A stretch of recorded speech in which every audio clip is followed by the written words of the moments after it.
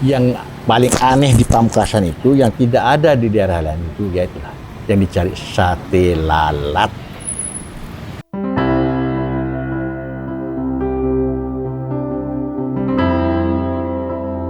Assalamualaikum warahmatullahi wabarakatuh. Nama saya Dodi Budi Sriono. Saya penjual sate di Niaga di kawasan Saya Selera. Saya ini generasi kedua dari orang tua Pak Ento atau Haji Abdul Rahim, pencetus sate lalat pertama kali di Pamekasan. Adapun Saya Selera itu dicanangkan dan disemikan atau direnovasi untuk menjadi kuliner wisata untuk wisata dari luar atau dari dalam negeri untuk menarik minat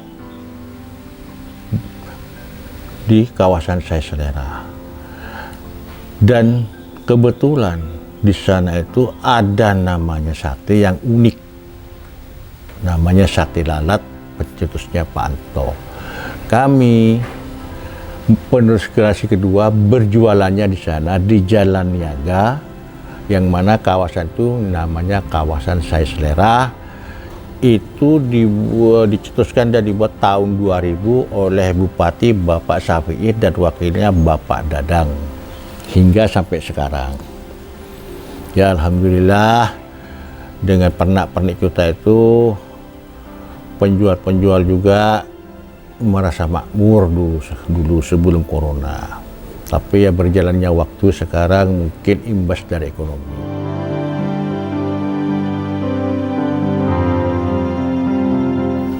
Menurut cerita kisah langsung dari orang tua kami Pak Anto, dia itu pertama berjualan sate keliling di Pikul.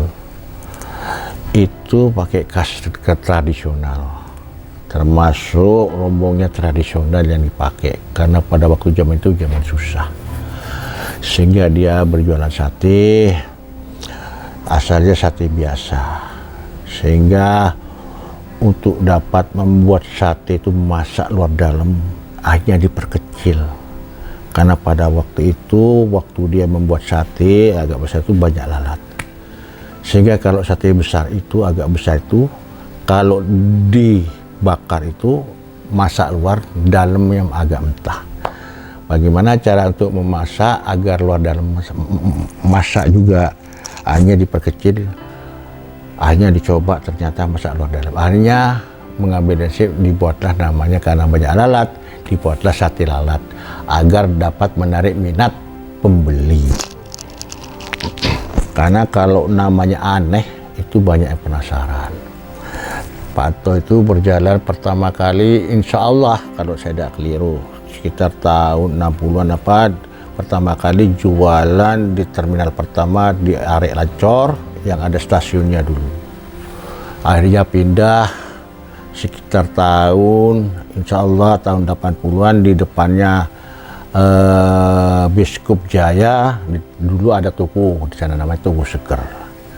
Lambat laun dia pindah lagi sekitar hampir tahun 75 lah, antara 75 dan 76 dia pindah di Pecenan di Jalan Niaga yang ditempati sekarang itu sampai sekarang dan tidak berubah. Jadi dia tetap berjualan di sana. Jadi dia yang membabat alas dan membuka dan yang mencanangkan pertama kali jualan sate di kawasan kuliner itu di Jalan Niaga.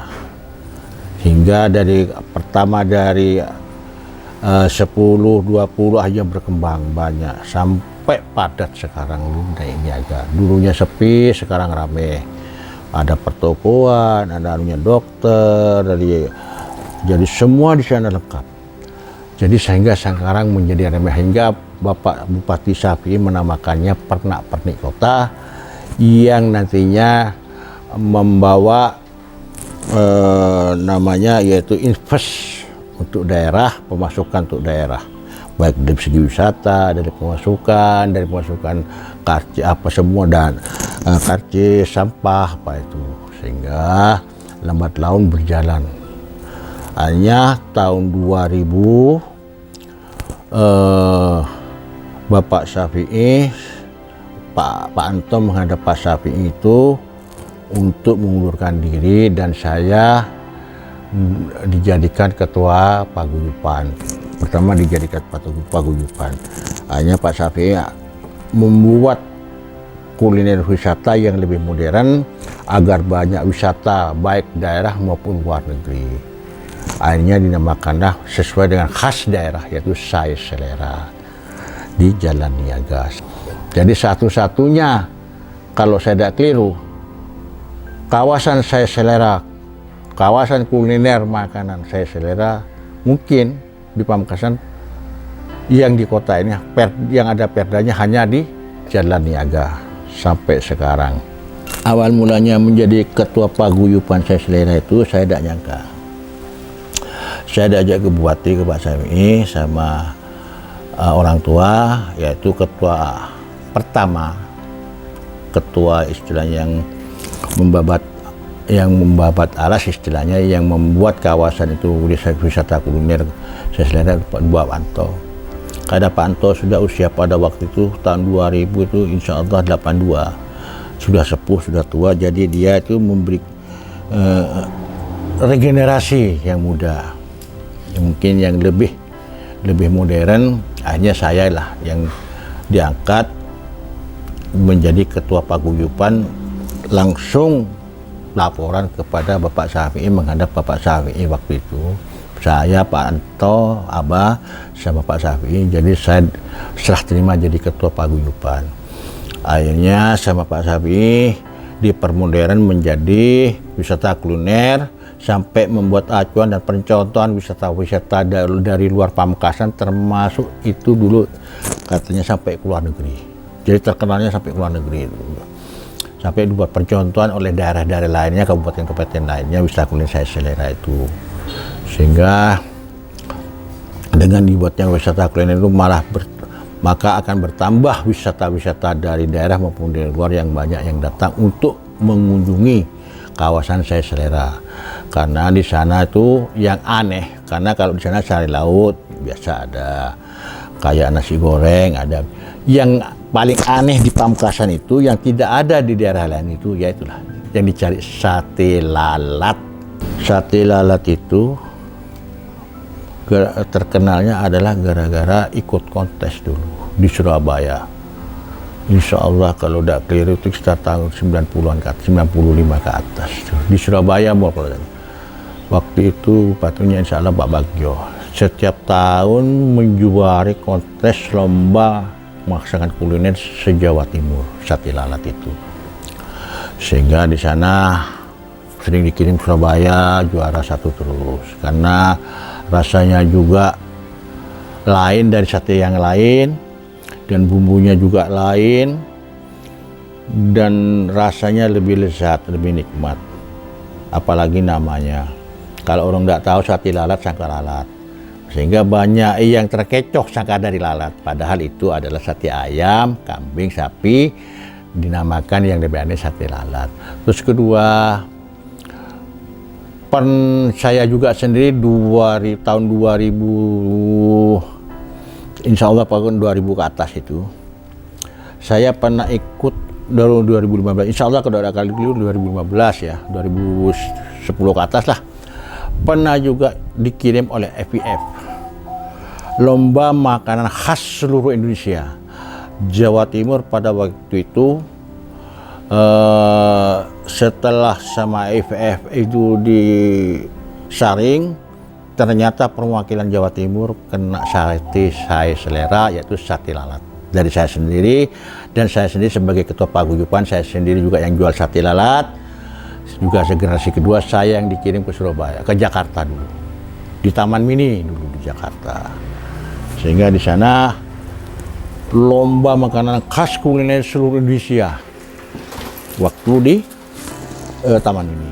Ya alhamdulillah ada juaranya juga, alhamdulillah. Soalnya itu di karantina dulu itu sampai dibantu oleh FPF naik pesawat, turunnya naik apa itu mobil Alphard, terus di hotel, pokoknya kayak penyanyi lah, penyanyi top itu waktu itu. Memang hebat FPF itu waktu itu. Jadi dia menjembatani untuk bagaimana makanan khas kuliner itu terkenal. Maka dibuatlah lomba di Jakarta, seluruh Indonesia itu waktu itu, sehingga dikarantina. Setelah itu saya setelah lomba itu alhamdulillah banyak hikmahnya, banyak orang yang cari sate lalat, karena pada waktu saya umumkan memang sate lalat tidak ada yang daerah lain kecuali hanya ada di Pamekasan.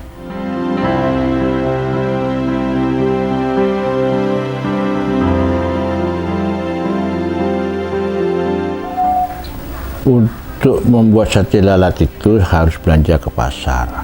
Saya jam 7 itu pergi ke pasar beli ayam, kambing, sapi, termasuk daunnya itu. Karena apa, lontongnya buat sendiri. Sampai di sini karyawan di sini ada sekitar 4 karyawan itu untuk mengelola sate itu. Ada yang bagian ngiris, ada yang bagian tusuk sate. Ya karena satenya kecil-kecil, kadang-kadang kena tusuk tangannya itu. Karena kecil-kecil satenya ya. Dan ada bagian yang buat bumbu juga ada. Selesai semua sampai jam 2, jam setengah 3, akhirnya dibuatlah tempat untuk tempatnya sate untuk dibawa jualan ke Niaga. Dari sini dibawa becak pukul 3:30 sampai Niaga, baru di Niaga ini sudah diberesin semua. Akhirnya di sana pukul 4:50 atau jam 4:04, paling awal jam 4 sudah buka jualan satenya di sana. Dan paling telat 4:30 sudah beres jualan sate di sana. Jadi bukanya itu antara jam 4 atau jam 4:30, tapi paling awal biasanya jam 4 atau lewat 1/4 sudah oke. Tapi rata-rata 4:30 sudah ready jualan sate itu di sana itu. Sehingga dari arangnya sampai jadi api, jadi cuma tinggal sekarang tinggal manggang aja lah di sana itu. Ya banyak di sana, macam-macam di sana jualannya di sana ya. Ya itulah pembuatan proses dari awal, dari ke pasar. Proses pembuatan satenya, sate lalat sampai bumbu, sampai kacang, sampai lontongnya buat sendiri, sampai dibawa ke Niaga. Soalnya apa? Kami menjual kualitas bukan kuantitas. Kualitas yang saya utamakan, bumbu dari petis pertama Pak Anto itu saya rawat benar, saya pakai benar, saya masak benar, sesuai dengan ajaran dari Pak Anto atau istrinya yang namanya Haji Nur Asisah yang membuat bumbu itu, yang meracik di sana. Saya tidak luput satu pun, sehingga rasa mulai tahun 70 sampai sekarang tidak berubah sama sekali, alhamdulillah. Jadi saya menjual kepada pembeli supaya pembeli itu senang. Jadi bukan menjual masalah untung ruginya, saya menjual kualitas agar pembeli itu merasa merasa senang dan merasa puas. Karena kadang-kadang yang dulu istilahnya waktu Pak Anto jualan tuh kan masih anak-anak, sampai sudah besar sekarang pengen tahu beli sate yang di Jawa, di Jakarta, di mana aja pengen tahu satenya Pak Anto. Ternyata alhamdulillah rasanya tetap seperti dulu Pak. Rasanya bumbunya seperti Pak Anto.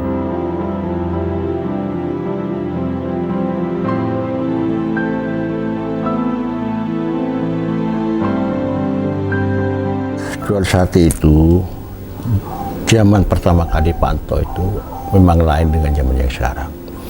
Kada dulu itu serba susah, apa saja yang bisa dibuat peralatan kayu, seng, asal bisa menghasilkan itu dibuat.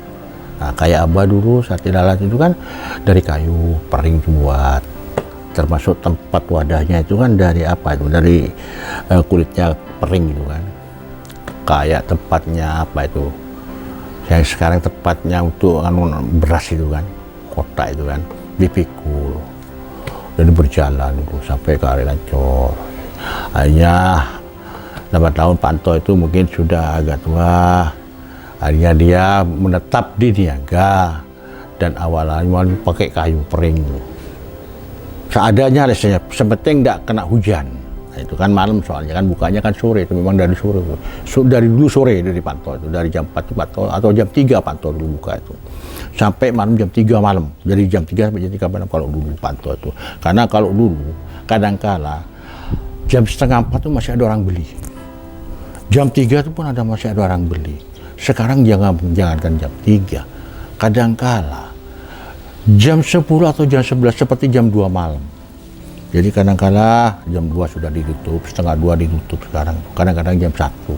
Karena apa? Posisi sekarang sepi kalau malam. Kalau dulu Pak Anto enggak, agak masih ramai dulu.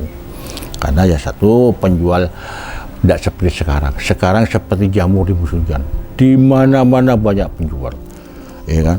Di Niaga sudah di jalan raya banyak orang jualan sate lalat, bukan hanya di Niaga tok, di luar juga banyak. Jadi Pak Anto dulu, kalau Pak Anto itu pakai pering, pakai terpal apa dulu itu ya. Terus anunya satenya itu dari keseng. Jadi 3 bulan 4 bulan rusak buat lagi. Nah setelah alih generasi, akhirnya dari saya untuk menghemat waktu dan untuk supaya tidak kehujanan, supaya kuat, supaya tidak diterpa angin, hanya membuat dari besi, pipa besi, buat seperti orang-orang di Jawa itu dibuat percontohan, jadi dari pipa. Jadi dari pipa itu rapi dan tempat duduknya dulu pakai tikar, sekarang pakai kadang-kadang pakai karpet, kadang-kadang, sehingga sekarang itu lebih modern. Dan juga dulu rombongnya itu dulu Pak Anto dari kayu dulu Pak Anto itu, sehingga kadang-kadang patah, kadang ini. Sekarang saya buat dari galvalum, dari besi rombongnya itu, sehingga kuat, termasuk lemarinya, termasuk mejanya dari galvalum, termasuk tempat pelanggangannya itu dari besi, itu besi untuk buat anunya gudang, apa namanya Pak, model U itu, sehingga itu bisa awet, bisa kuat sampai 10 tahun lebih. Jadi istilahnya mengawetkan anggaran. Kalau dulu kan buat 3 bulan rusak, buat lagi 3 bulan. Soalnya reseng. Ya soalnya zaman orang-orang dulu lah. Kalau sekarang kan pikirannya lebih modern, sehingga menetapnya di sana itu lebih modern, lebih simpel dan lebih enak, lebih kuat. Karena apa? Di sana kadangkala sekarang pakai kepai, ya, pakai kepai kalau orang kipas, pakai tangan, kipas tangan, kepai. Kadang-kadang pakai wayar saya, kipas angin. Kayak sekarang saya kan pakai kipas angin. Apa soalnya? Kalau sampai ada pembeli banyak itu ya, kadang-kadang duduk kan, kadang-kadang kan nunggu lama, kan kasihan. Sehingga pakai kipas angin cepat. Jadi cepat disajikan, tapi dengan catatan masak, bukan cepat pas mentah, enggak masak gitu loh. Jadi peralihan regenerasi itu lebih modern dan lebih simpel, lebih apa ya, lebih hemat waktu. Nah, cuma rezeki itu tidak sama dengan dulu, dengan sekarang. Kalau dulu itu hemat, kalau sekarang bukan hemat lagi, sekarang malah boros. Kenapa? Antara apa namanya ya, bahan-bahan dulu dengan sekarang lain.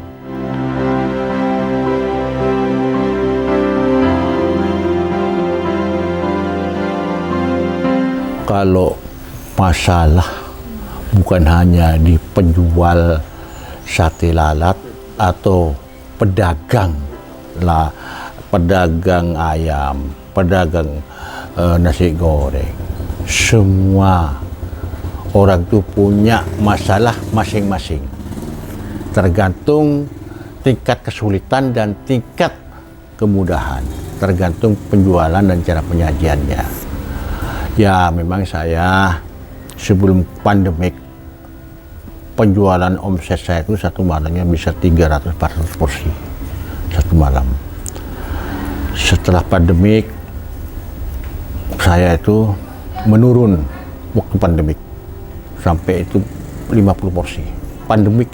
Karena apa? Dari jam 5 sampai jam 9 malam. Jam 5 sore, 9 malam sudah harus tutup.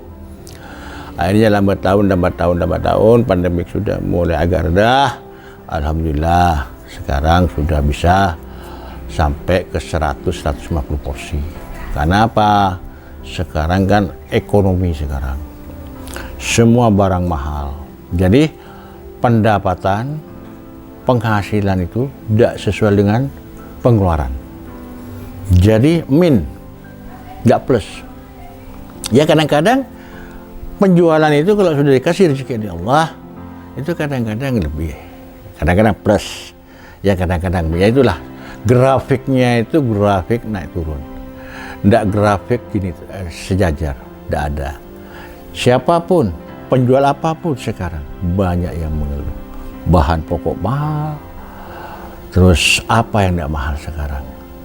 Cuma karena memang zamannya sekarang, mungkin ini ujian.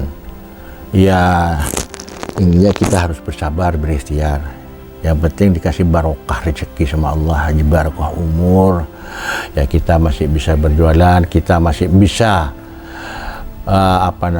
bisa menyenangi orang. Apa yang diinginkan kayak sate lalat, masih ada orang berjualan, pingin. Kalau udah ada kan gimana? Ya itu kita masih bisa melayani orang. Alhamdulillah. Ya kita harus banyak bersyukur. Kita itu kadang-kala ada di atas, kadang-kadang ada di bawah, kadang-kadang ada di atas. Kita berkaca pada sepeda motor.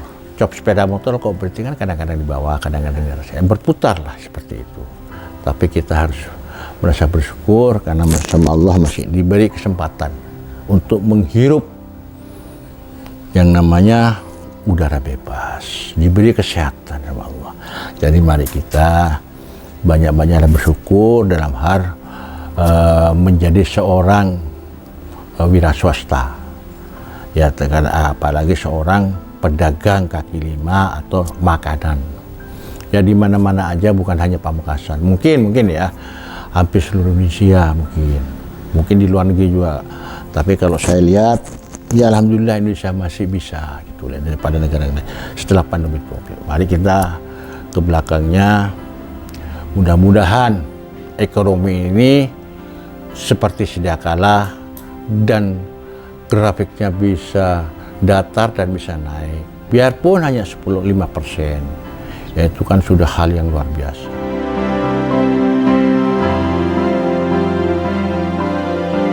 Pesan-pesan kepada generasi penerus, terutama yang punyai skill wira swasta apapun, apalagi di kuliner. Jangan takut salah, jangan takut sebelum orang, jangan takut sebelum melaksanakan, dan istilahnya jangan takut sebelum kita berjualan atau sebelum kita istilahnya membuat usaha. Jangan takut. Kalau kita takut, kapan bisa nyampe? Istilahnya sama dengan ini. Kita takut ke Surabaya, takut jembatan Jarum. Tidak pergi, kapan mau tahu Surabaya? Ya sama dengan itu. Makanya jualan itu istilahnya kita wajib berusaha. Yang menentukan hanya Allah, bukan manusia. Jadi kita harus dicoba berjualan terus. Jangan takut rugi, itu biasa lumrah sudah. Rugi itu biasa, rugi untung biasa dalam hal berjualan. Intinya dalam hal berjualan itu, apalagi di kuliner, satu kebersihan, dua cara penyajian harus sopan sama orang, ya kan? Dan yang paling utama, ujung tombaknya adalah rasa. Jadi jangan takut gagal. Usahakan terus sampai di mana. Pasti di sana ada ujung yang pasti akan yang menunggu Anda. Itu entah kapan, entah siapa, tidak tahu. Hanya itu Allah. Cuma Anda harus eksis.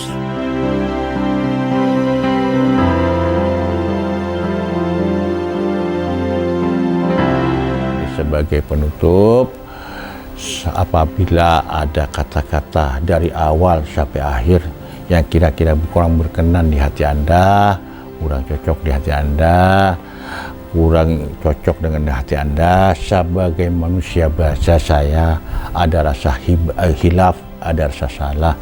Saya mohon maaf sebesar-besarnya. Cuma saya ini memberi istilahnya wejangan-wejangan yang kira-kira untuk generasi penerus dan untuk teman-teman supaya apa? Supaya tidak putus asa untuk hal mengelola bisnis, untuk mengelola sebuah istilahnya usaha apa aja. Jadi ini hanya sebagai apa ya? Sebagai kata-kata yang kira-kira istilah cocok buat Anda. Kalau tidak cocok untuk Anda, tidak apa-apa.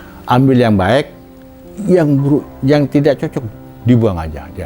Jadi saya sebagai manusia biasa juga punya rasa salah, rasa istilahnya rasa hilaf. Saya tidak mungkin, bukan manusia sempurna, saya hanya manusia biasa, hanya bisa memberi motivasi kepada teman-teman, terutama kepada adik-adik generasi penerus, supaya dalam hal istilahnya dalam hal usaha bisnis, wisata kuliner wisata apa aja termasuk segala macam dagang apa aja, supaya jangan putus asa. Soalnya Allah itu tidak senang orang putus asa. Anda itu harus terus berusaha. Mungkin insya Allah dengan berusaha itu ada hikmahnya, dan insya Allah pasti di ujung sana itu ada keberhasilan, insya Allah. Tapi dengan catatan, jangan lupa ikhtiar dan minta dukungan pada Allah dan minta pertolongan sama Allah. Jangan lupa minta pertolongan. Kalau tidak ada pertolongan, tidak mungkin. Kalau Anda tidak minta kepada Allah, minta kepada siapa? Hanya satu yang bisa diminta, itu Allah. Lainnya tidak ada. Jadi mari kepada adik-adik, jangan putus asa ya. Mari ke depan, bagaimana adik harus berusaha sekuat mungkin. Sampai di mana Anda? Tapi insya Allah saya yakin, insya Allah sukses. Sekian, terima kasih. Assalamualaikum warahmatullahi wabarakatuh.